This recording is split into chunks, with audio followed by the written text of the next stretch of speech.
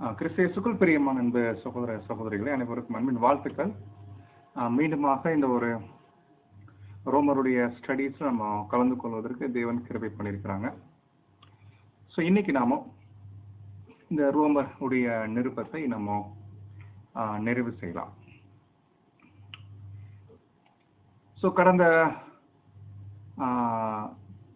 ரோமர் 16ஆம் அதிகாரம் 16 வரைக்கும் நம்ம பார்த்த விஷயங்கள், அப்போஸ்தலனாகிய பவுல் அநேக பட்டணங்களில் இருக்கக்கூடிய சகோதர சகோதரிகளுடைய அன்பின் வாழ்த்துக்களை அவர் தெரிவித்துக் கொள்றாரு. இது எதுக்கு அவர் பண்றாருன்னா, அந்த ரோம் எக்லீசியா ஒரு விஷயம் புரிஞ்சுக்கணும். ஸோ நம்மை போல அநேக ஊர்களில் தேவனுக்காக, சத்தியத்துக்காக, தேவனுடைய பிள்ளைகளுக்காக ஊழியம் செய்யக்கூடிய, தேவனுடைய சத்தியத்தை நேசிக்கக்கூடிய பிள்ளைகள் அநேகர் இருக்கிறாங்க. ஸோ அவர்களை நம்ம நினைத்து கொள்வதும் அவர்களை பற்றி அறிந்து கொள்வதும் ரொம்ப ஒரு உதவியாக இருக்கும். மட்டுமல்லாம அவங்களுடைய விஷயங்கள்ல நம்ம ஜெபங்கள்ல கூட தியானிப்பதற்கு, ஜெபங்கள் நினைப்பதற்கு ரொம்ப உதவியா இருக்கும்.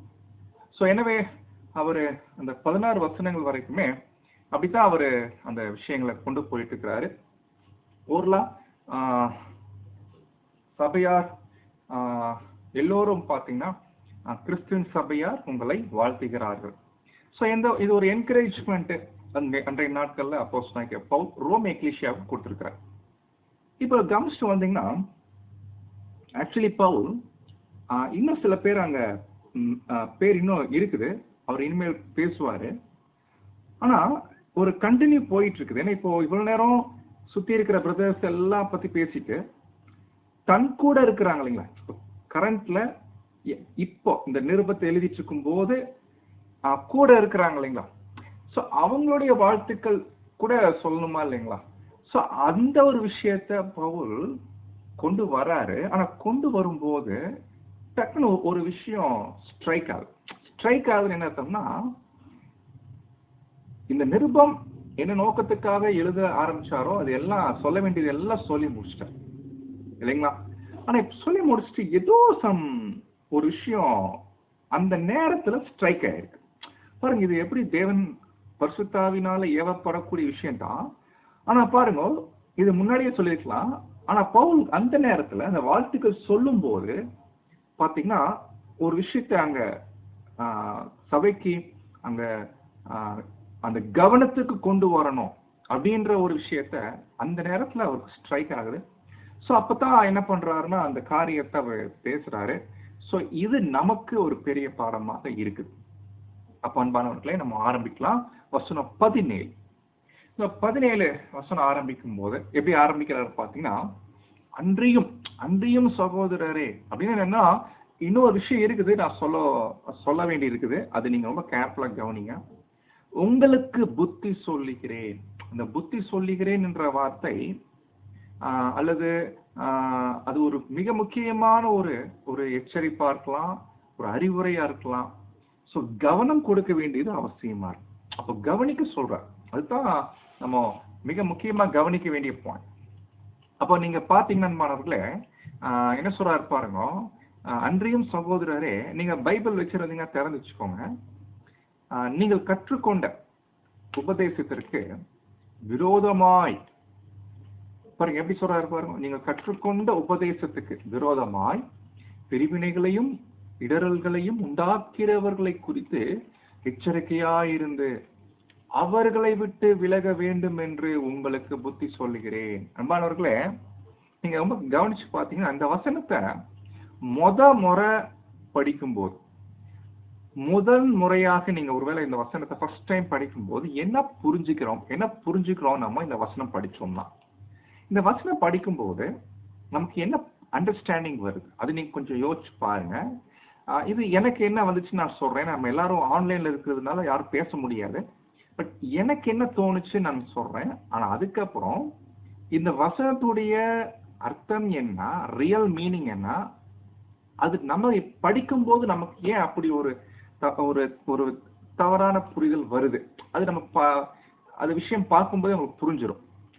பாருங்க, இது ஃபர்ஸ்ட் எப்படி புரிஞ்சுக்கிறோம்னா, நீங்கள் கற்றுக்கொண்ட உபதேசத்துக்கு விரோதமாய் பிரிவினைகள் இடரல்களையும் உண்டாக்கிறவர்களை குறித்து எச்சரிக்கையா இருங்க. அப்படின்னா கற்றுக்கொண்ட உபதேசத்துக்கு விரோதமா பிரிவினைகள் உண்டாக்கக்கூடிய, இடரல் உண்டாக்கக்கூடிய எந்த ஒரு உபதேசமும் அல்லது தவறான உபதேசம், கற்றுக்கொண்ட உபதேசத்துக்கு மாறா யாராவது தப்பான அல்லது கற்றுக்கொண்டதுக்கு மாறா இல்லைங்களா, கற்றுக்கொண்டதுக்கு மாறா யாராவது ஒருத்தர் பேசுறாரு, அதனால சபையில பிரச்சனை வருது அப்படின்னா அவரை விஷயத்தை என்ன பண்ணணும், விட்டு விலகுங்க, அவரை விட்டு விலகிருங்க அப்படின்னு அங்க சொல்றத புரிஞ்சுக்க முடியுது. அப்படித்தான் நமக்கு ஒரு புரிதல் வருது.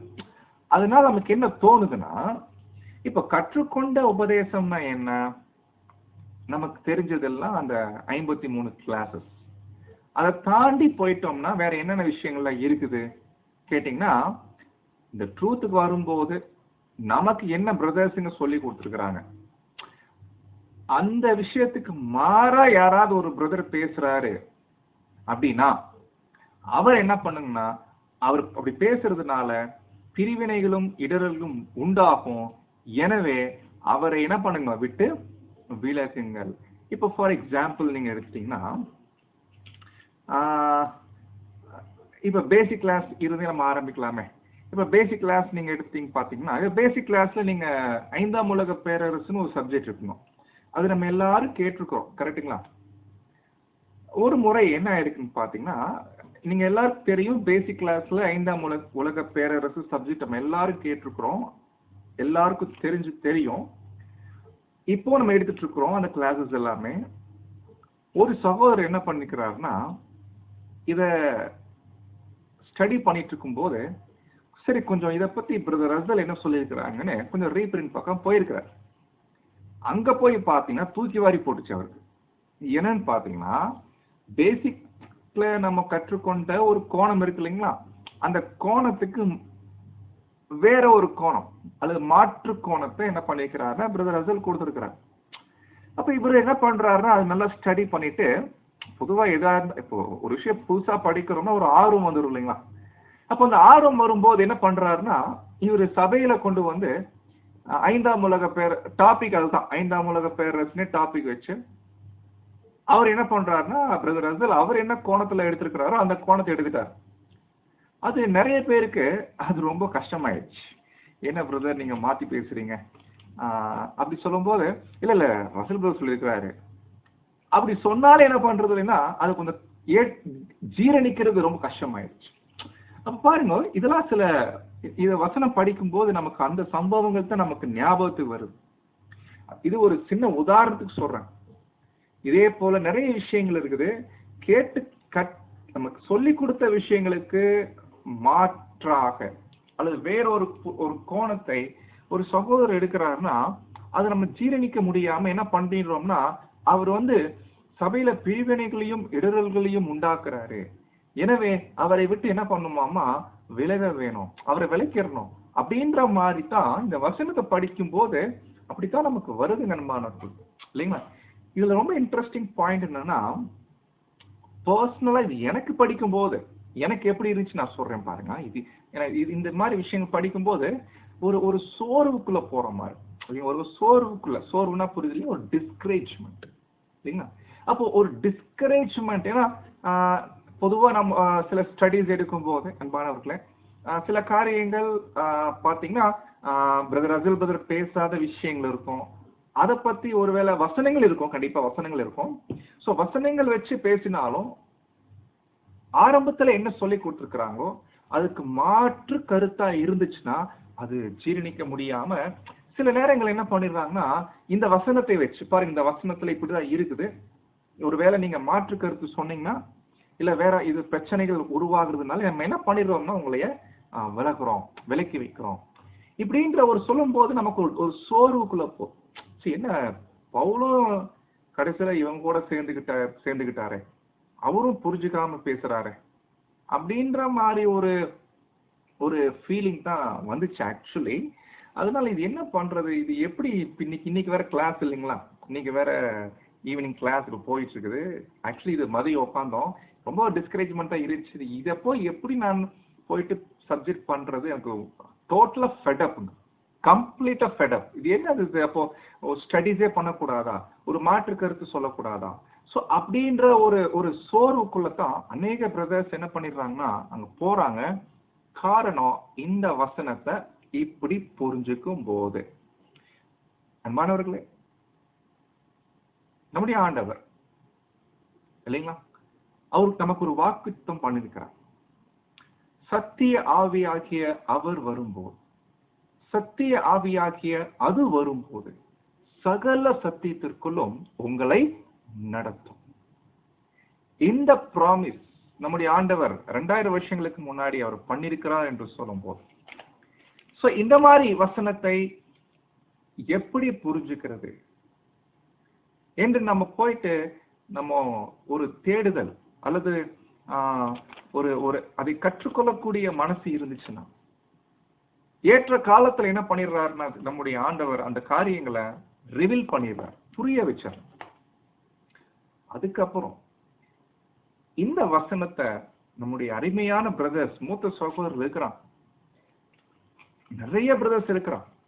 அதுல அருமையான ஒரு சகோதரர் என்ன பண்றாருன்னா இந்த வசனத்துடைய தாற்பயத்தை புரிய வைக்கிறார். இதுல என்ன இன்ட்ரெஸ்டிங் பாத்தீங்கன்னா, தமிழ்ல கரெக்டா இருக்குங்க. ஆக்சுவலி தமிழ் டிரான்ஸ்லேஷன் பக்கா டிரான்ஸ்லேஷன். ஆனா பக்காவா இருந்தாலும் அது படிக்கும் போது ஒரு டிஸ்கரேஜ்மெண்ட் தான் நமக்கு வருது ஆக்சுவலி. ஆனா அன்பானவர்களை பாருங்க, இந்த வசனத்தை தேவனுடைய ஆவியில நிதானமா பகுத்து படிச்சோன்னு வைங்களேன், ஆக்சுவலி இது சொல்ற கான்செப்டே வேறங்க. இவ்வளோ நேரம் பார்த்த விஷயங்கள், இவ்வளோ நேரம் புரிஞ்சுக்கிட்ட விஷயங்கள் ஆக்சுவலி பவுல் அதை பத்தியே பேசலைங்க. அந்த ஆங்கிள்லயே அவர் பேசலைங்க. ஆக்சுவலி ஒருவேளை பவுல் அந்த கோணத்துல பேசியிருந்தாருன்னா அது மற்ற இடங்கள்ல வேற ஒரு விஷயத்தை பத்தி பேசியிருக்கிறாரு. பட் அந்த கான்செப்ட்ல நம்ம சற்று நேரம் பார்த்த அந்த ஒரு அண்டர்ஸ்டாண்டிங், நீங்க என்ன கற்றுக்கொண்டு இருக்கிறீங்க, அதுக்கு மாறா வேற எந்த விஷயம் பேசினாலும் அப்படி பேசுறவர் என்ன பண்ணிக்கோங்க, விலகி வச்சிருங்க அப்படின்ற கோணத்துல எல்லாம் பவுல் இங்க பேசவே இல்லைங்க. அது எப்படி நம்ம கண்டுபிடிக்கலாம்னா, இந்த வசனத்தை கொஞ்சம் நிதானமா பகுத்து படிக்கும். நல்லா கவனிங்க. இந்த இடத்துல பவுல் ஆக்சுவலி அவர் என்ன சொல்லல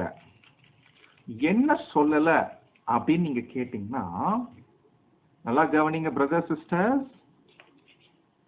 நீங்க யாராவது சகோதரனோ அல்லது சகோதரியோ சில உபதேசம் பண்றாங்க, அந்த உபதேசம் நீங்க கற்றுக்கொண்டதுக்கு மாறா இருக்கு அல்லது முரணாக காணப்படும். அந்த முரணாக காணப்படக்கூடிய விஷயம் அது சில பிரிவினைகளை உண்டாக்குது இல்லைங்களா? எனவே அப்படிப்பட்டவரை விலகி வச்சிருங்க அப்படின்னு நீங்க புரிஞ்சுக்கிட்டீங்கன்னா அது ராங். அது பவுல் ஆக்சுவலி அப்படி பேசல இல்லைங்களா? சோ இந்த பாயிண்ட் கேர்ஃபுல்லா நீங்க புரிஞ்சுக்கணும். இந்த கோணத்துல பவுல் பேசல. அதே நேரத்துல இந்த கோணத்திலையும் பவுல் பேசல. இந்த கோணம் நல்ல கோணமா தெரிஞ்சாலும் ஆனா இந்த கோணத்திலையும் பவுல் பேசல. எந்த கோணம் கேட்டீங்கன்னா, சில பேர் இருக்கிறாங்க, அவங்க சபையில பிரிவினைகள் உண்டு பண்றாங்க. எப்படி பிரிவினைகள் உண்டு பண்றாங்கன்னா, சில உபதேசங்கள், அதாவது கற்றுக்கொண்டதுக்கு மாறான உபதேசங்களை போதிக்கிறதுனால சபையில பிரிவினை உண்டு பண்றாங்க. அவங்கள கவனிச்சு விட்டு விலகுங்க. இந்த மாதிரி பவுல் பேசலையாமா இப்படின்னு பிரதர் சொல்லிட்டுங்க. இப்ப பவுல் எப்படி பேசியிருக்கிறாரு அப்படின்னு நீங்க போயிட்டு இந்த வசனத்து தமிழ் வசனம் பளிச்சுன்னு இருக்கு ஆக்சுவலி. ஆனா நம்ம படிச்சாலும் அது ஃபர்ஸ்ட் டைம் படிக்கும்போது மைண்ட்ல ஏறதே இல்லைங்க. பட் இது கூட நல்ல அனுபவம் தான். நம்முடைய கர்த்தர் நம்மளை நடத்துறாரு. தமிழா இருந்தாலும் சரியான மொழிபெயர்ப்பா இருந்தாலும் அது படிச்சாலும் பாருங்க தப்பா தான் உள்ள போய் உட்காரு. அதுதான் ரொம்ப இன்ட்ரெஸ்டிங். அப்போ பைபிள் தமிழ் பைபிளா இருந்தாலும் அது எந்த மொழியா இருந்தாலும் சரியாக மொழிபெயர்க்கப்பட்டாலும் நல்லா கவனிச்சிங்கன்னா, கர்த்தருடைய ஆவி இல்லாமல் எவ்வளவு பெரிய படிப்பாளியா இருந்தாலும், அது எவ்வளவு கரெக்ட் டிரான்ஸ்லேஷனா இருந்தாலும் சரியாக புரிந்து கொள்ள முடியாது அன்பானவர்கள். தேவனுடைய ஆவி இல்லாமல் சத்திய வசனங்களை ஒரு காலம் அது யாராலும் புரிந்து கொள்ள முடியாது என்பதற்கு ரோமர் 16:17 அப்பட்டமான ஒரு வசனம், ஆதாரமான வசனம் என்று நம்ம பார்க்கிறோம். சோ அப்போ இந்த வசனத்துல ஆக்சுவலி பவுல் என்னத்தான் சொல்ல வராரு பாத்தீங்கன்னா, ரொம்ப சிம்பிள் கான்செப்ட், எளிமையா இருக்குது வசனம். பட் நம்ம தான் இப்படி புரிஞ்சுக்கிற மாதிரி அங்க இருக்கு இல்லைங்களா? சோ இப்ப பாக்கலாங்களா? இப்ப நீங்க உங்க பைபிள் திறந்து வச்சுக்கோங்க. இந்த வசனத்தை நம்முடைய பிரதர்ஸ் ரொம்ப கூர்ந்து கவனிச்சிருக்கிறாங்க. அந்த ஒரு வார்த்தைகளையும் பிரிச்சு பிரிச்சு என்ன பண்ணிக்கிறாங்கன்னா புரிஞ்சுக்கிட்டு அதை நமக்கு எக்ஸ்பிளனேஷன் பண்றாங்க. ஃபர்ஸ்ட் பாயிண்ட் நல்லா நோட் பண்ணிக்கோங்க. ஒரு சில பேரை அவர்களை கவனிங்க, குறித்து கொள்ளுங்க, குறித்து கொண்டு அவர்களை விலக்குங்கன்னு சொல்லல, மாறாக அவர்களை விட்டு நீங்கள் விலகுங்கள் என்று உங்களுக்கு புத்தி சொல்லுகிறேன். விலகிறதுனா என்ன? இந்த விலகிறதுடைய அர்த்தம் என்னன்னா, அவங்கள விலக்கிறத பத்தி பேசல, அவங்கள விட்டு நீங்க விலகுங்க அப்படின்னு வருது இல்லைங்களா? இங்க மாத்திரம்தான் ஒரு சின்ன கரெக்ஷன் பண்ணணும். என்ன கரெக்ஷன் பாத்தீங்கன்னா, இங்கிலீஷ்ல என்ன வருதுன்னா, அப்படிப்பட்டவர்களை அவாய்ட் பண்ணு. அவாய்டுன்னு என்ன அர்த்தம் பாருங்க. விலகுறதுனா என்ன அர்த்தம்? விலகுறதுனா டோட்டலா எந்த கம்யூனிகேஷனே இல்ல, தொடர்பே இல்லை, அதான் அர்த்தம் இல்லைங்களா? ஆனா இங்கிலீஷ்ல அவாய்டுன்னு என்ன அர்த்தம்னா, தொடர்பு வச்சுக்கோங்க, பேசிக்கலாம், அல்ல சபைக்கு வராருன்னா அது பிரச்சனை இல்லை, எப்போதும் பழகிக்கலாம். ஆனா அவாய்டு பண்ணுங்க.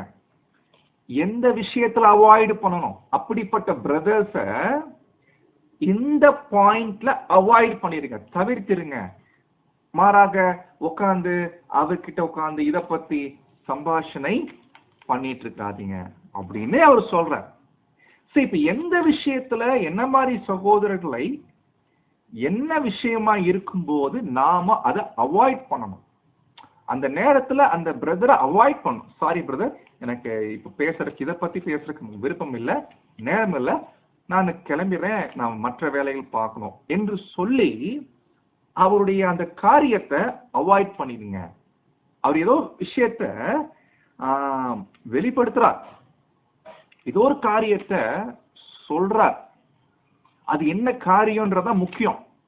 அந்த மாதிரி காரியத்தை அவர் கொண்டு வரார் அப்படின்னா அவாய்ட் பண்ணுங்க என்று உங்களுக்கு புத்தி சொல்லுகிறேன். இப்ப உங்களுக்கு ஓரளவுக்கு புரிஞ்சுக்க நம்ம நம்புறேன்.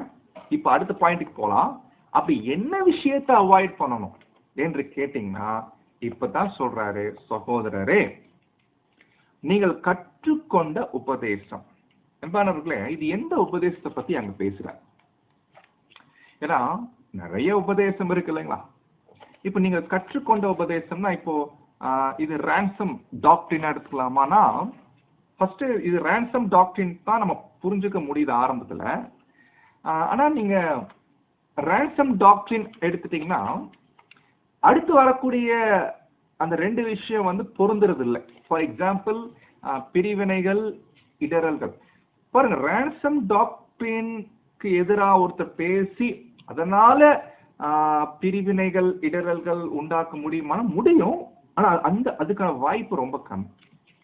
பட் ஆக்சுவலி இது எதை பத்தி அங்க பேசுறாருன்னா, அது என்ன உபதேசம் அப்படின்றத நம்ம பாக்குறதுக்கு முன்னாடி, அது என்ன உபதேசமா இருக்கும்ன்றத கண்டுபிடிக்கிறதுக்கு முன்னாடி, அந்த உபதேசம் நம்ம எல்லாரும் கற்றுக்கொண்டிருக்கிறோம், கரெக்டுங்களா? நம்ம எல்லாரும் கற்றுக்கொண்ட உபதேசம் என்ன? தேவனுடைய வார்த்தை, தேவனுடைய சத்தியம். ஒரே சத்தியம் தான் இல்லைங்களா? எனக்கு ஒரு சத்தியம், உங்களுக்கு ஒரு சத்தியம்லாம் கிடையாது. ஒரே ட்ரூத்து. அந்த ஒரு ட்ரூத்ல தேவன் நம்ம எல்லாருக்கும் என்ன கொடுக்க விரும்புறாரோ அது எல்லாரும் வாங்கி இருக்கிறோம்.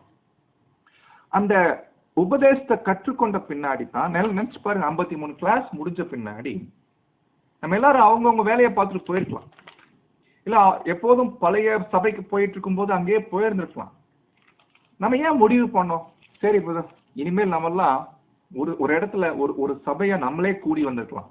ஏன்னா ஒரே ட்ரூத்துக்குள்ள நம்ம வந்திருக்கோம் சொல்லும் போது இந்த ட்ரூத் தான் நம்மளை என்ன பண்ணுச்சுன்னா நம்மளை ஒன்று சேர்த்துச்சு. எனவே நாம் அனைவரும் ஒன்றாக கூடி வரலாம் என்ற ஒரு முடிவுக்கு வந்தோம் இல்லைங்களா? இது என்ன காரணம்? சத்தியம்.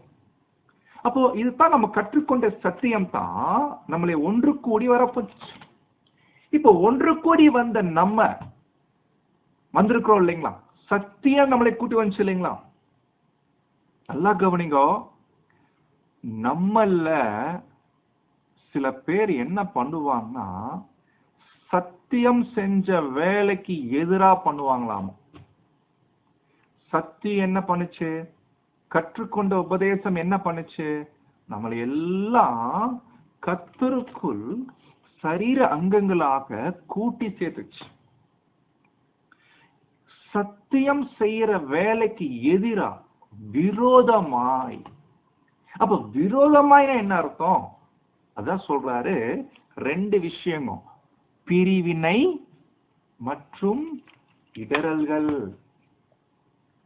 பாருங்க, சத்தியம் செய்யற வேலைக்கு எதிராக விரோதமான இந்த 2 விஷயங்களை எந்த ஒரு சகோதரன் பண்றாரோ, எப்படி பண்றார் அதை பத்தி பவுல் இங்க பேசல.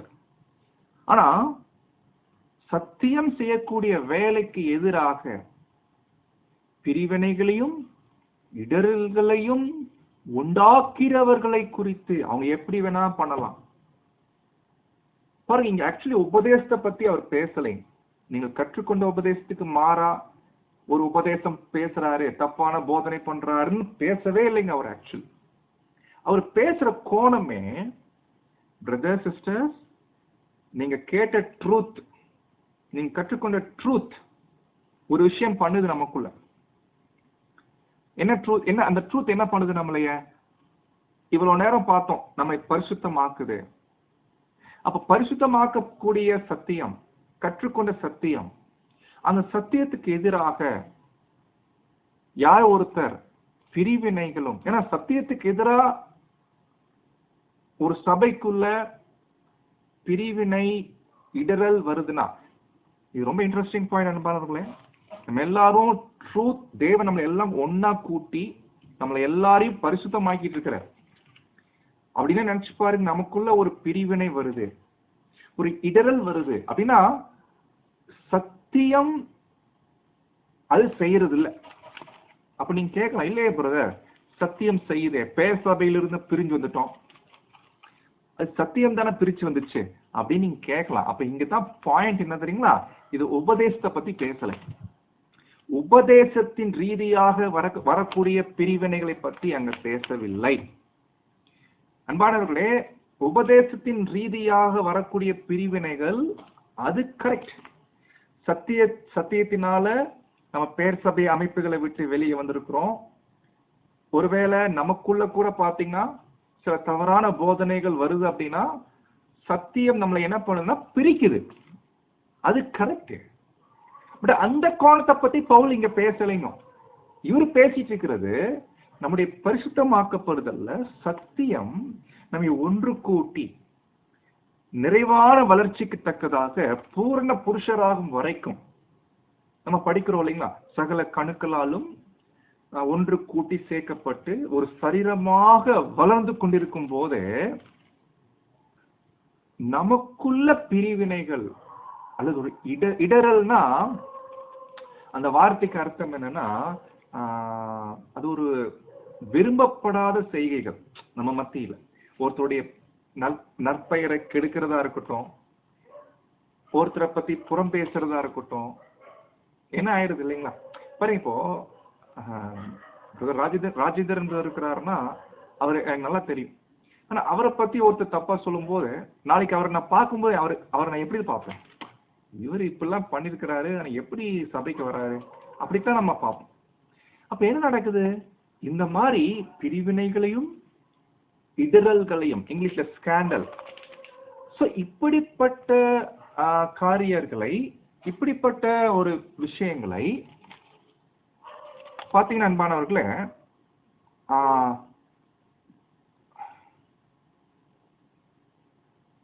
இப்படிப்பட்ட ஒரு காரியங்களை செய்கிறவர்கள் மத்தியில, இப்படிப்பட்ட விஷயங்களை பண்றாங்க சில பேரு. இவர்கள் சத்தியத்திற்கு இசைவா செய்யறதுல, அல்லது சத்தியத்தின் காரியம் செய்யக்கூடிய அந்த பரிசுத்தமாக்கப்படுதலுக்கு இசைவான வேலை செய்யறதுல மாறாக பிரிவினைகளையும் இடரல்களையும் உண்டாக்கிட்டு இருக்கிறாங்க. எனவே அப்படிப்பட்டவர்கள் நம்ம மத்தியில இருக்கிறாங்கன்னா என்ன பண்ணணும் பாருங்க. பிராக்டிகலா சொல்லணும்னா, இப்ப அப்படிப்பட்டவர் என்ன பண்ணுவார்? ஒரு பிரதர் இருக்கிறார், ஃபார் எக்ஸாம்பிள் நானே இருக்கிறேன்னு வைங்களேன். இப்ப நான் கோத்தகிரிக்கு வரேன், நீங்க எல்லாம் இருக்கிறீங்க. என்ன பண்ணேன்னா அங்க கொஞ்சம் இங்க கொஞ்சம் பேசிட்டு இருக்கிறோம். அப்போ நான் என்ன பண்றோம்னா ஒரு பிரதரை பத்தி, ஏன் பிரதர் உங்க சபையில இப்படிலாம் பண்றீங்களே, ஏன் இப்படி பண்றீங்க? இல்லைங்க பிரதர், நம்ம பிரதர் தான் இந்த மாதிரி சொன்னாரு, அதனால தான் பண்ணிட்டு இருக்கணும். அப்படிங்களா பிரதர்? ஏங்க அவரு சொல்றாருன்றதுக்காக நீங்க எப்படி செய்யலாமா? நீங்க புரியல பிரதர், நீங்க என்ன நீங்க பண்ணிட்டு இருக்கிறீங்க அப்படின்னு நான் உங்களுக்குள்ள பாருங்க, உங்களுக்குள்ள ஏதோ விஷயம் பேசி என்னால முடிஞ்ச அளவுக்கு பிரிவினை பெரிய அளவுல பண்ணலைனாலும் அதுக்கான சின்ன ஒரு விதைய விதைச்சாலும் கூட, அதாவது சின்ன ஒரு வேலையை பண்ணாலும் அன்பானவர்களே, நீங்க என்ன பண்ண தெரியுங்களா? ஆக்சுவலி என் விஷயத்துல என்ன பண்ணணும்னா, ஜஸ்ட் அவாய்ட் பண்ணு. அவாய்ட் பண்றதுன்னா என்ன? சாரி, நீங்க இதை பத்தி எதுவும் பேச வேணாம், ஏதாவது நன்மையான பிரயோஜனமான விஷயம் இருந்தா பேசுங்க. எங்களுக்குள்ள எப்படிப்பட்டதா இருந்தா நாங்களா ஒரே பிரதர் சிஸ்டர்ஸ். எங்களை தேவன் அவர் கரெக்ட் பண்ணுவாரு, சபைக்கு தலை இருக்கிறாரு, அவர் பார்த்துக்குவாரு. சோ எனவே நீங்க என்ன பண்ணாதீங்கன்னா அதை பத்தி நீங்க பண்ணாதீங்க அப்படின்னு அவாய்ட் பண்ணிடணும். அன்பானவர்களே, இது கொஞ்சம் நல்லா யோசிச்சு பாருங்க, பிராக்டிக்கலா திங்க் பண்ணி பாருங்க. ஒருவேளை கடந்த நாட்கள்ல நம்ம மத்தியில யாராவது அப்படி பண்ணிருக்கிறாங்களா அப்படி நீங்க ஒருவேளை திங்க் பண்ணீங்கன்னா யாரும் மைண்டுக்கு வர மாதிரி தெரிய மாட்டாங்க. நல்ல விஷயம். ஒருவேளை எதிர்காலத்துல அப்படி பண்ணாதபடிக்கு ஜாக்கிரதையா இருக்கும். அடுத்து மத்தவங்க பண்றாங்க பாக்குறத விட ஒருவேளை நாமளே அப்படி பண்றோமா, அது ரொம்ப கவனிக்கும். அப்போ என்ன சொல்ல வர்றாருன்னா, பிரதர் சிஸ்டர்ஸ் மத்தியில வந்துட்டாலே நம்முடைய கான்வர்சேஷனா புரியுது இல்லைங்களா? நம்முடைய உரையாடல்கள், நம்முடைய சம்பாஷணைகள் எந்த காரணத்திலையும் சத்தியம் செய்யக்கூடிய வேலைக்கு, கற்றுக்கொண்ட சத்தியம் செய்யக்கூடிய வேலைக்கு எதிரான எந்த ஒரு பிரிவினை இடர்கள் செய்யவே கூடாது. இது பிரதர் என்ன விஷயன்றத மட்டும் சொல்லிட்டாரு, பவுல் என்ன விஷயம் மட்டும் சொல்லிட்டாங்க. பட் நடைமுறையில இது எப்படிலாம் நடக்கும், நம்மையும் அறியாம, நம்மையும் சில நேரங்களை வஞ்சிச்சு நம்ம வாயின் வார்த்தைகள் வர வாய்ப்பு இருக்கு. அன்பானது, சபையில எந்த ஒரு பிரிவினைகளோ அல்லது இடரல்களையோ அவதூறு பரப்புறது எல்லாமே எதுவா இருக்கட்டும், நம்ம வாயில வருதுன்னா அது ரொம்ப ஜாக்கிரதையா இருக்கணும். அது சத்தியத்துக்கு எதிரான, சத்தியத்துக்கு விரோதமான காரியத்தை நடப்பிக்கிறது. சோ நான் நினைக்கிறோம் இது என்ன பாயிண்ட் பவுல் பேச வரார் என்பதை நீங்க புரிஞ்சிருப்பீங்கன்னு நம்புறேன். மற்றபடி இங்க உபதேசங்களை பத்தி அவர் பேசவே இல்லைங்க, இல்லைங்களா? ஏன்னா அப்படின்னு பார்த்தா நினைச்சு பாருங்க, நம்ம பேசிக் கிளாஸ்ல கேட்ட விஷயங்கள் இப்போ கேட்கிற விஷயங்கள் நிறைய டிஃபரன்ஸ் இருக்கு இல்லைங்களா? ஒரு சில விஷயங்கள் மாற்றுக்கிறதுக்கு இருக்குது. பட் எதுவா இருந்தாலும் சத்தியத்தின் படித்தான் நம்ம எல்லாரும் பேசணும். வசனம் தான் ரொம்ப முக்கியம். ஆதாரம் வசனத்துல இருக்கு. வசனத்துக்கு இல்லாத விஷயங்கள், வசனத்துக்கு மாறான விஷயங்கள் கண்டிப்பா பேசவே கூடாது. அப்படிப்பட்டவங்க விஷயத்துல நம்ம என்ன ஆக்ஷன் எடுக்கணும், பவுல் மற்ற இடங்களை பேசியிருக்கிறார். அதே போல நிறைய ரைட்டிங்ஸ்ல அதுக்கு அந்த மாதிரி காரியங்களுக்கு என்ன ஆக்ஷன் எடுக்கணும் இருக்குது. ஆனா இங்க சொல்லப்பட்ட விஷயம் என்னன்னா, இதுதான் பவுல் அங்க பேசுறத அங்க காமிக்கிறோம். ஓகே, இப்ப அப்படிப்பட்டவங்களை பத்தி அடுத்து இன்னொரு விஷயம் பேசுறாரு. அவங்க எப்படி பேசுவாங்க இல்லைங்களா? இப்ப பிரதர் நான் பேசுறேன்னா இல்லையா எனக்கு தெரியலையே பிரதர், நான் இப்ப பேசுறேன்றதை எப்படி தெரிஞ்சுக்கலாம், பேசுறேன்னா இல்லையா அப்படின்னு நீங்க கேட்டீங்கன்னா, அடுத்த வசனத்துல இவங்க எப்படி பேசுவாங்க, இவங்க பேச்சு எப்படி இருக்கும். ஏன்னா இவங்க விஷயமே பேச்சு தான். சபையில பிரிவினையும் இடரலையும் உண்டாக்குற விஷயத்துல இவங்க எப்படி பங்கெடுப்பாங்கன்னா பேச்சு. இவங்க பேச்சு எப்படி இருக்கும் தெரியுங்களா? சொல்றாரு பாருங்க அடுத்த வசனம். அப்படிப்பட்டவர்கள் நம்முடைய கர்த்தராக இயேசுவுக்கு, அந்த இயேசு என்ற வார்த்தை மூலப்பிரதியில வரதில்லை. அப்படிப்பட்டவர்கள் நம்முடைய கர்த்தராகிய கிறிஸ்துவுக்கு ஊழியம் செய்யலையாம். அந்த ஊழியம்னா அவருடைய கிரீக் வேர்டு ஸ்லேவ், அடிமை. அடிமை. நம்ம கர்த்தருக்கு இவங்க அடிமை இல்லை, கர்த்தருக்கு வேலை செய்யல. கர்த்தர் பரிசுத்தமாக்குறார் இல்லைங்களா? உங்களை பரிசுத்தமாக்குகிற கர்த்தர், அவரு செய்யற வேலை, சபையில ஒரு பரிசுத்தமாக்குற வேலையை அவர் பண்ணிட்டு இருக்கிறாரு. அவருக்கு இசைவா சேர்ந்து வேலை செய்யற ஆள் கிடையாது இவங்க. அப்ப யாருக்கு வேலை செய்யறாங்க கேட்டா, தங்கள் வயிற்றுக்கே ஊழியம் செய்யுது. அது என்ன வயிற்றுக்கா? வயிற்றுக்கு ஊழியம் செய்யறாங்கன்னு என்ன அர்த்தம்? இத கூட படிச்சா வேற ஒரு மீனிங் வருதுங்க. வயிற்றுக்கு ஊழியம் செய்யறதுன்னா என்ன? சாப்பாட்டுக்கு ஊழியம் பண்றது. அப்ப சாப்பாட்டுனா என்ன அர்த்தம்? காசுக்கு ஊழியம் பண்றது அப்படின்ற மாதிரி ஒரு அர்த்தம் வருது. ஆனா ஆக்சுவலி பவுல் அதை அப்படி பேசல. இது தமிழ்ல வயிற்றுன்னு போட்டாங்க, பட் இங்கிலீஷ் என்ன வார்த்தை வருதுன்னா appetite. appetite. appetite என்ன? பசி. இது என்ன பசி தெரியுங்களா? மாம்சத்தின் பசி. அன்பானவர்களே, நம்ம எல்லாரும் விழுந்து போன சரீரத்துல இருக்கிறதுனால நம்ம எல்லாருக்கும் நல்லா கவனிச்சு பாத்தீங்கன்னா சில பசி இருக்குங்க. பழைய மனுஷனுடைய சில பசி இருக்கு. சில பேருக்கு பாத்தீங்கன்னா பணம், அது மேல பசி இருக்கும். சில பேருக்கு பேர் புகழ் மேல பசி இருக்கும். அந்த பசிய இப்ப உதாரணம், இப்ப நம்ம பசி எடுக்குதுன்னு என்ன பண்ணுவோம்? சாப்பாடு போட்டு சாப்பிடுவோம், பசிய தீர்த்துக்கும். அது மாதிரி சில பசி இருக்குது, பணம், பேரு, புகழ். இன்னும் சில பேருக்கு வல்லமை, அதிகாரம், தான் தான் மேன்மையா இருக்கணும், நான் தான் பெரிய ஆளா இருக்கணும், இப்படின்ற சில பசி இருக்குங்களாமா. அப்போ இவர்கள் ஆவிக்கேற்றபடி கர்த்தருக்கு ஊழியம் செய்யாமல் தங்கள் மாம்சத்தின் பசிகளை திருப்திப்படுத்துவதற்காக சபையில என்ன பண்றாங்கன்னா சில பிரிவினைகளை ஏற்படுத்துகிறவர்களாக காணப்படுறாங்க. பாருங்க என்ன மாதிரி விஷயம் இல்லைங்களா? இதெல்லாம் நம்ம யோசிக்கணும். நம்ம மற்ற பிரதேசங்களை பார்க்கணும், அப்படி பார்க்கிறவங்க விஷயத்துல நீங்க எப்படி நடக்கும்னு சொல்ற. ஆனா ரொம்ப முக்கியம், நம்ம ஃபர்ஸ்ட் கவனிக்கணும், நாம அப்படி பண்றோமா அப்படி செக் பண்ணிப்பா. இப்போ எனக்கு சபையில நான் ரொம்ப ஒரு முதன்மையா இடத்தை விரும்புறேன், சபையில நான் எப்போதும் முன்ன நிக்க விரும்புறேன் அப்படின்னா, நான் எப்படியாவது எல்லா எலெக்ஷன்லயும் எல்ட்ரா வரணும். அது நான் என்ன பண்ணலாம்? தேவைப்பட்டா சில பேரை பத்தி பேசிதான் ஆகும். அவர் இப்படி பண்றாரு, செய்யறாரு, வைக்கிறாருன்னு பேசினாதான் அடுத்த எலெக்ஷன்ல அவருக்கு ஓட்டு விழுகாது, எனக்கு விழுகும். பாத்தீங்கன்னா இதெல்லாம் பசிங்கும், இதெல்லாம் வயிற்றுக்கு ஊழியம் பண்றது அப்படின்ற. அப்படி நான் பண்ணணும்னா என் பேச்சு எப்படி இருக்குன்னு தெரியுங்களா? சொல்றாரு பாருங்க, நயவசனிப்பு, இச்சக பேச்சு அப்படின்னு என்ன அர்த்தம்? நயவசனிப்புனா பேச்சு காரசாரமா இருக்காது, ரொம்ப சவுண்டா இருக்காது, ஸ்மூத்தா இருக்கும். அப்படி கேட்டா கேட்கறதுக்கு அழகா இருக்கும். நீங்க பாத்துருக்கீங்க, இது ரொம்ப வித்தியாசமான ஒரு பேச்சுனும், அழகா பேசுறது, கேட்கறதுக்கு அவ்வளவு இன்ட்ரெஸ்டிங்கா இருக்கும். ஆமாங்க பிரதர், அப்படின்னா பிரதர் அப்படின்னு கேட்கிற அளவுக்கு அந்த பண்றது பிரிவினை இடரல். ஆனா அந்த விஷயத்துல அவர் பேசும்போது ஒரு சகோதரனை பத்தியோ இல்ல மற்ற மூப்பர்களை பற்றியோ யாரோ பத்தியோ அவங்க பேசும்போதே அதுல அழகா இருக்கும், அந்த பேச்சு அழகா இருக்கும், நயவசனி, ஸ்மூத். அப்புறம் எப்படி தெரியுமா இருக்கும்னா பிளாட்டரிங் ஸ்பீச். தமிழ்ல இச்சகம்.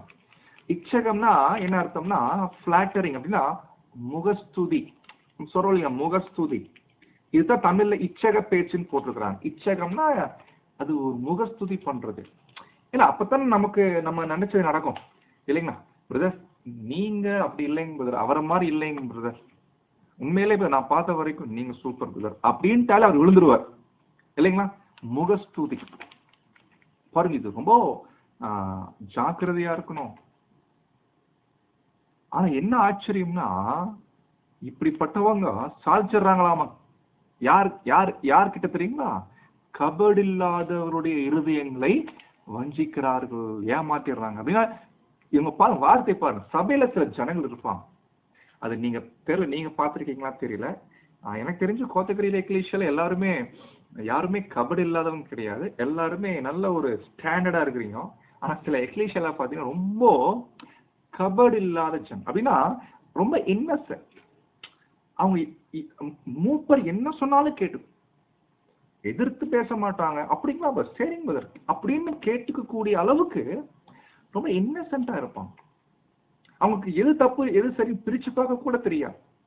அப்போ இவர் எப்படி பேசுவாருன்னா, பாருங்க நம்மளாம் சத்தியத்துக்கு நிக்கணும், சத்தியத்துக்காக நிக்கணும், இப்படிலாம் பேசுவார். பேச்சு அப்படிதான் இருக்குங்களா?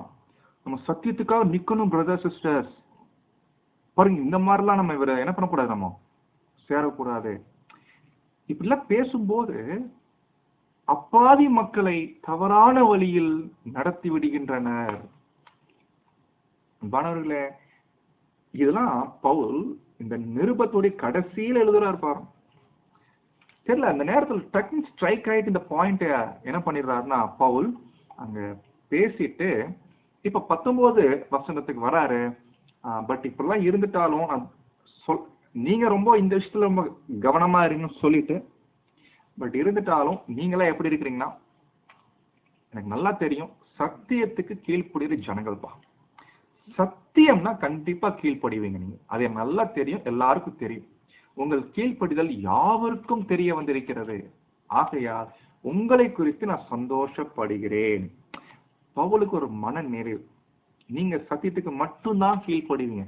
ஒருவேளை உங்க தவறுகளை யாராவது ஒரு பிரதர் வந்து சத்தியத்தின்படி சொன்னாலும் உடனே நீங்க கேட்டு கீழ்ப்படியக்கூடிய ஜனங்கள், அந்த மாதிரி ஜனங்களா இருக்கிறீங்க.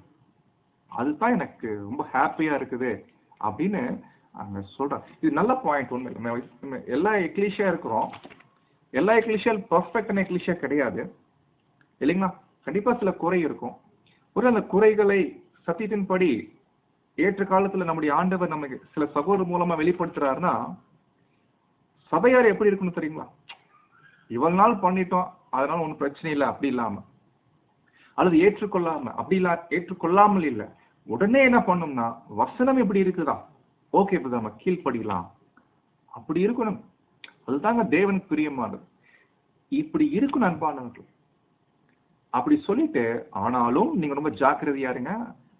நன்மையான எந்த விஷயம் சத்தியத்தின்படி நன்மை, சத்தியம் தான் நன்மை, அது எல்லாம் நீங்க ஏற்றுக்கொள்ளணும். ஞானிகள்னா என்ன தெரியுமா அர்த்தம்? ஞானிகள் எப்போதுமே குருட்டாட்டமா ஏத்துக்க மாட்டாங்க. நல்லா ஸ்டடி பண்ணி புரிஞ்சுக்கிட்டு, ஓ எஸ் அப்படித்தான் கரெக்டா உள் வாங்குவாங்க. நன்மையான விஷயங்கள்ல ஞானிகள் போல இருக்கணும்னா நல்ல உள் வாங்கிடணும். ஆனா தீமையான விஷயம்னா, உதாரணத்துக்கு இந்த மாதிரி தப்பா பேசுறது, புறம் பேசுறது, பிரிவினை உண்டாக்குறது, இதெல்லாம் தீமை. இந்த மாதிரி விஷயத்துல பேதைகள்னா முட்டாள் மாதிரி.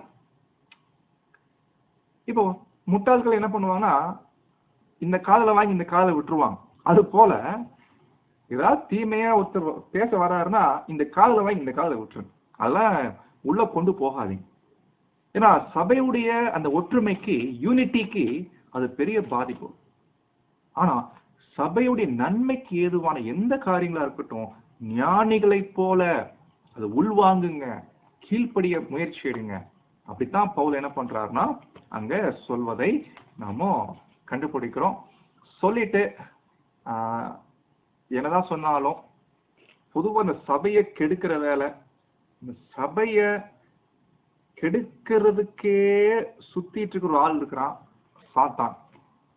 அவன் என்ன பண்ணிட்டாலும் கவலைப்படாதீங்க, சமாதானத்தின் தேவன் சீக்கிரமாய் சாத்தானை உங்கள் கால்களின் கீழே நசுக்கி போடுவார்னா, சாத்தானை ஜெயிக்கக்கூடிய, சாத்தானை மேற்கொள்ளக்கூடிய ஒரு காரியம் வேண்டிய கிருபை தேவன் செய்வாரு. அப்படி செய்வதற்கு கண்டிப்பா நம்முடைய கர்த்தராகிய இயேசுவுடைய கிருபை நமக்கு தேவை என்பதனால, நம்முடைய கர்த்தராகிய இயேசு கிறிஸ்துடைய கிருபை உங்களுடனே கூட இருப்பதாக. ஆமென்னு ஃபுல் ஸ்டாப் வைக்கிறாரு. பட் நிருபம் இன்னும் முடியல. ஏற்கனவே சொன்னது போல இப்ப பழையபடி அந்த வாழ்த்துக்கள் சில விட்டு போன சில நபர்கள் இருக்கிறாங்கன்னா, 21 24 வரைக்கும் என் உடல் வேலையாளாகிய தீமோத்தி, எல்லாருக்கும் தெரியும், பரிச்சயமானவர். அப்புறம் லூகியை பத்தி நீங்க தெரிஞ்சுக்கணும்னா அப்போஸ்தலர் நடபடிகள் 13:1 படிங்க. இந்த லூகியை பத்தி ஒரு விஷயம் தெரிஞ்சுக்கலாம். அதுக்கப்புறம் நீங்க யாசோன் பத்தி நீங்க கண்டிப்பா படிக்கணும். இங்கிலீஷ்ல ஜாசன் சொல்லுவாங்க. நீங்க இப்ப படிக்க நேரம் இல்லைங்க. நீங்க அப்போஸ்தலர் நடபடிகள் 17ஆம் அதிகாரத்துல 5-9 வரைக்கும் படிச்சு பாருங்க.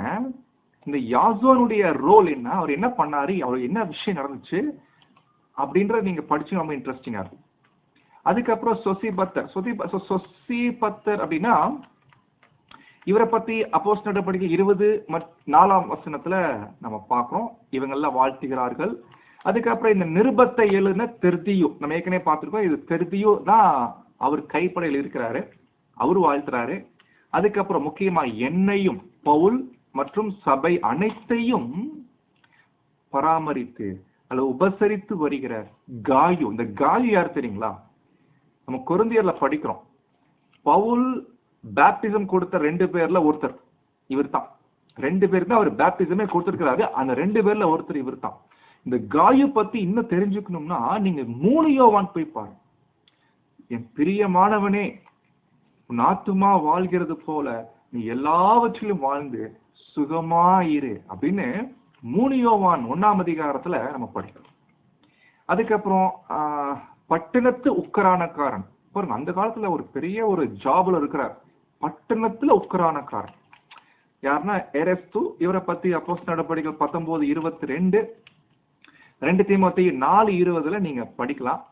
அதுக்கப்புறம் சகோதரனாகிய குவர்த்தும் உங்களை வாழ்த்துகிறார்கள் சொல்லிட்டு மறுபடியும் நம்முடைய கர்த்தராகிய இயேசுடைய கிருபைனா ஏற்கனவே பார்த்திருக்கிறோம். கிருபை இல்லைன்னா வாய்ப்பே இல்லைங்க. இந்த அழைப்புல கர்த்தருடைய கிருபை இல்லைன்னா இந்த அழைப்புல நிக்கவே முடியாது. உங்கள் அனைவரோடும் கூட இருப்பதாக. ஆமென் சொல்லிட்டு இப்ப பவுல் இவ்வளவு நேரம் வாழ்த்துக்கள் சொல்லி கர்த்தருடைய கிருபை உங்களோடு இருக்கட்டும் சொல்லிட்டு இந்த நிருபத்தை எப்படி முடிக்கிறார் தெரியுங்களா? இந்த நிருபத்தை இவர் மட்டும் முடிக்கல. இந்த ஒரு ஸ்டடிய ரெடி பண்ணிட்ட பிரதர்ஸ் சிஸ்டர்ஸ் அவங்களும் அப்படித்தான் முடிக்கிறாங்க. நாமளும் இந்த நிருபத்தை, இந்த ஸ்டடி கிளாஸ அப்படித்தான் முடிக்கிறோம். நண்பர்களே, நம்ம வாழ்க்கையில ஒரு மிக முக்கியமான ஒருத்தர் இருக்கிறார். ஆக்சுவலி அவர் தான் பாத்தீங்கன்னா ஏற்ற காலத்துல எந்த நேரத்துல நமக்கு சத்தியம் கொடுக்கணும், யாருக்கு எப்படிப்பட்ட சத்தியம் கொடுக்கணும், எந்த அளவுக்கு கொடுக்கணும், அது ரொம்ப முக்கியம். எந்த அளவு என்பது ரொம்ப முக்கியம். நம்ம எல்லாருக்கும் ஒரே அளவு கிடைக்கிறது இல்லைங்க. ட்ரூத் ஒரே வசனம் படிச்சாலும் அந்த ஒரு வசனத்துல இருக்கக்கூடிய சத்திய ஆவியை ஒரே அளவுல பெற்றுக்கொள்றது இல்லை. மேலார் அவரவருடைய வளர்ச்சிக்கு தகுந்த மாதிரியும் யார் யாருக்கு எவ்வளவு கொடுக்கணும், யார் யாருக்கு கேட்கக்கூடிய காது இருக்குதோ அதை பொறுத்து தேவன் தர. இந்த தேவன் ஒரே ஞானமுள்ள தேவன், தாம் ஒருவரே ஞானமுள்ள தேவன். அவர் நம்மளை என்ன பண்றாரு தெரியுங்களா? என்ன பண்றாரு பாருங்க. அவர் எப்படி பவுல் கொண்டு போறாருன்னா, ஆதி காலம் முதல் அடக்கமாயிருந்து, பழைய ஏற்பாட்டு காலத்துல எல்லாம் பாத்தீங்கன்னா ரொம்ப அது என்னன்னே தெரியல, அடக்கமா இருந்துச்சாமா. அதுக்கப்புறம் தீர்க்க தரிசன ஆகமங்களினாலே பழைய ஏற்பாட்டுல அநாதி தேவன் நிறைய விஷயங்கள் மறைச்சு வச்சிருக்கிறார். ஆனா இப்பொழுது சுவிசேஷ யுகத்துல வெளியரங்கமாக்கப்பட்டிருக்கிறது. பழைய ஏற்பாட்டு காலத்துல அடக்கமாயிருந்த விஷயங்கள் இப்போ வெளியாக்கப்பட்டிருக்கிறது தேவனுடைய கட்டளையின்படி. அந்த ஒரு வெளியங்கமாக்கப்பட்ட சத்தியத்தின் விஷயத்துல சகல ஜாதி, யூதர்கள் மாத்திரமல்ல புறஜாதிகளும் எல்லாருமே பாருங்க, நியாயப்பிரமாணத்துக்கு கீழ்ப்படியும்படி இல்ல, விசுவாசத்திற்கு கீழ்ப்படியும்படி, அல்லது விசுவாசத்தின் கீழ்ப்படிதல். இது ரொம்ப முக்கியமான பாயிண்ட். நம்முடைய தேவன் நம்மகிட்ட எதிர்பார்க்கிற கீழ்ப்படிதல் எல்லாமே விசுவாசத்தின் அடிப்படையில் இல்லைங்களா? கண்டிப்பா அந்த விசுவாசத்தின் கீழே வரக்கூடிய கீழ்ப்படிதல், அதுதான் நம்முடைய ஆண்டவர் விரும்ப. அவர் என்ன சொல்லுவோம்? நான் உன்னை நீதிமான பார்க்கிறேன், நீ என்ன பண்ணும் தெரியுமா? என் குமாரனை நீ விசுவாசி. அந்த ஒரு விசுவாசத்தின் கீழ்ப்படிதலை நமக்கு இருக்கு வச்சுக்கோங்களேன். அந்த ஒரு விஷயத்தை அவர்களுக்கு அறிவிக்கப்பட்டதுமா இருக்கிற ரகசியத்தை அதை வெளிப்படுத்துகிறதுமான இயேசு கிறிஸ்துவை பற்றிய பிரசங்கம், அந்த பிரசங்கம் தான் என்னுடைய சுவிசேஷமா வச்சிருக்கிறேன். இன்னைக்கு நான் அநேக இடங்கள்ல இந்த சுவிசேஷம் தான் அறிவிச்சிட்டு இருக்கிறேன். அந்த சுவிசேஷத்தின் படி நான் சொல்லட்டா, நீங்க எந்த நிலையில இருந்தாலும், எப்படிப்பட்ட சூழ்நிலை இருந்தாலும், நீங்க விசுவாசத்துக்கு கீழ்ப்படிஞ்சாலே போதும், உங்களை உங்களை ஸ்திரப்படுத்த வல்லவர். அன்பானவர்களே, நம்ம என்னைக்கெல்லாம் சோர்ந்து போறோம், எப்பப்பெல்லாம் பலவீனம் ஆயிடுறோம், எப்பப்பெல்லாம் விழுந்து போறோம், ஜஸ்ட் நீங்க விசுவாசத்தை கீழ்ப்படிங்க. ஏன்னா நம்மை ஸ்திரப்படுத்த வல்லவர் ஒருத்தர் இருக்கிறாருங்க. அவர் யார் தெரியுங்களா? தாம் ஒருவரே ஞானம் உள்ளவருமாய் இருக்கிறார். தேவனுக்கு இயேசு கிறிஸ்துவின் மூலம் என்றென்றைக்கும் மகிமை உண்டாவதாக. ஆமென். தேவன் இருக்கிறாருங்க. பாருங்க, நம்ம சாத்தான் நம்மளை ஒருவேளை அட்டாக் பண்ணும்போது நமக்கு என்ன ஒரு எண்ணம் வந்துடுதுன்னா, சாத்தான் மேற்கொண்டுட்டான், நான் என்ன பண்ணுவேன்? சாத்தான் மேற்கொண்டுட்டானா? எப்ப சாத்தானால இவ்வளவு செய்ய முடியும்னா, நம்மை எலும்பி நிக்க வைக்கிறதுக்கு தேவன் அவனை விட வல்லமை உள்ளவராகிறார். நம்மை ஸ்திரப்படுத்த வல்லமை உள்ளவர் யாருன்னா தேவன்மோ, ஞானமுள்ள தேவன். தொடர்ந்து நம்ம என்ன பண்ணலாம்னா எந்திரிச்சு ஓடலாம். தேவன் இருக்கிறாரு, கர்த்தர் இருக்கிறாரு. தைரியமா நாம் பண்ணின உடன்படிக்கைய சரியா புரிஞ்சுக்கிட்டு அதை நிறைவேற்றுவதற்கு நாம் தொடர்ந்து பிரயாசம் எடுக்கணும். அன்பானவர்கள், அழைப்புக்குள்ள வந்தாச்சு, இடுக்கமான வாசலுக்குள்ள வந்துட்டோம், பின்வாங்கிறதுக்கு வாய்ப்பே இல்லைங்க. அந்த எண்ணமே வரக்கூடாது. தொடர்ந்து நாம் எதற்காக அழைக்கப்பட்டோமோ அந்த அழைப்பையும் தெரிந்து கொள்ளுதலையும் நாம் நிறைவு செய்யணும், உறுதி செய்யணும். தேவன் இருக்கிறாரு. நம்முடைய தேவனுக்கு நம்முடைய இரட்சகராகிய இயேசு கிறிஸ்து மூலமாய் என்றென்றைக்கும் மகிமை உண்டாவதாக. ஆமென். தேவன் தாமே நம் அனைவரையும் காத்து கிருபை செய்வாராக. ஆமென்.